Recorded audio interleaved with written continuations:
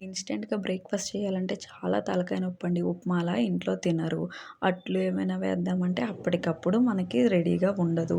So, ఇన్‌స్టంట్‌గా కావాలి అంటే, టేస్టీగా కావాలి అంటే అందరూ పిల్లలు, పెద్దవాళ్ళు అందరూ ఇష్టంగా తినాలంటే ఇదైతే బెస్ట్ ఆప్షన్ అనే చెప్తాను. దానికోసం సుజ్జీ రవ్వను తీసుకున్నాను ఒక కప్పు. అదే కప్‌తో పెరుగు కూడా తీసుకొని అందులోనే సాల్ట్ వేసి బాగా మిక్స్ చేసుకొని ఒక 10 మినిట్స్ పక్కన పెడితే సరిపోతుంది.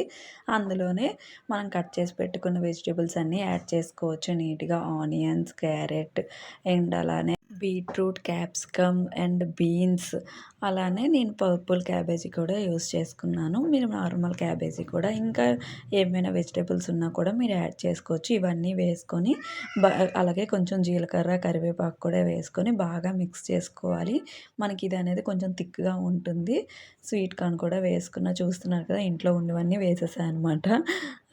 నీట్‌గా మిక్స్ చేసుకోవాలి. కావాలి అంటే కొంచెం వాటర్ కూడా మనం యాడ్ చేసుకోవచ్చు. మనం ఇందులోనే కొంచెం అల్లం కూడా వేసుకుంటే బావుంటుంది. కొంచెం అల్లం తురిమేసేసుకోవాలి. ఇంకా మనకు సాల్ట్ గాని సరిపోదు అనిపించి ఇప్పుడే కొంచెం యాడ్ చేసుకోవచ్చు. దీనికోసమైతే కొంచెం పోపు వేసుకుంటున్నాను. కొద్దిగా ఆయిల్, ఆవాలు, జీలకర్ర, 2, 3 ఎండుమిర్చి, కరివేపాకు వేసి బాగా మిక్స్ బాగా వేగాక ఈ తాలింపు కూడా మనం ఈ రుబ్బులోనే యాడ్ చేసుకుంటే బాగా మిక్స్ చేసి పెట్టుకుంటే టేస్టీగా ఉంటుందండి. ఇదైతే మనం పెనం మీద కొద్దిగా ఆయిల్ వేసి కొంచెం ఒత్తుగా వేసుకొని మూత పెట్టుకొని కానీ బోత్ సైడ్స్ కాల్చుకుంటే బన్ దోస రెడీ అండి.